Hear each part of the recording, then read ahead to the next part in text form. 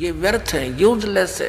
गीता जी अध्याय नंबर 16 के श्लोक नंबर 23 और 24 में स्पष्ट किया कि जो शास्त्र विधि को त्याग कर मनमाना आचरण करते हैं, मनमानी पूजाएं जाप करते हैं, उनको न तो सुख होगा, ना कोई गति होगी, ना उनकी कोई उनको सिद्धि प्राप्त होगी, अर्थात यूजलेस।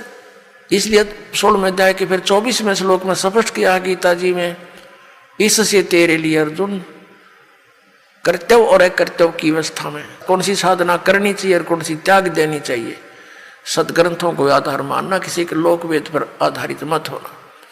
तो श्रीमद् भगवद गीता हमारा आधार है भक्ति का, पवित्र वेद हमारा आधार है भक्ति का, साधना का। लेकिन पुराण हमारे सहयोगी हैं अध्यात्म ज्ञान को समझने के लिए।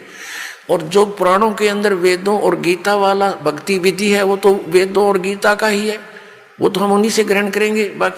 बाकी अन्य उसके अंदर उस ऋषि वक्ता, पुराण के वक्ता का अपने घर का ज्ञान है जो वेदों और गीता से नहीं मिलता, वो हमने स्वीकार नहीं करना। अब गीता ज्ञानदाता कहता मेरा एक ओम अक्षर है, नथिंग एल्स, और कोई जाप ही नहीं है, इसके अतिरिक्त कोई मंत्र जाप करता वो अपने डले ढो रहा है, वो कंकर पत्थर इकट्ठे कर रहा है, लाल नहीं है। ये ब्रह्म सत्र का है। और इससे जो इसकी साधना करता हुआ अंत समय में शरीर छोड़कर जाता है तो परम गति को प्राप्त होता है। वो परम गति कौन सी है? ब्रह्मलोक। और गीता जी अध्याय नंबर 8 के श्लोक 16 में कहा कि ब्रह्मलोक पर्यंत, वहां तक गए हुए सभी पुनरावृत्ति के अंदर है।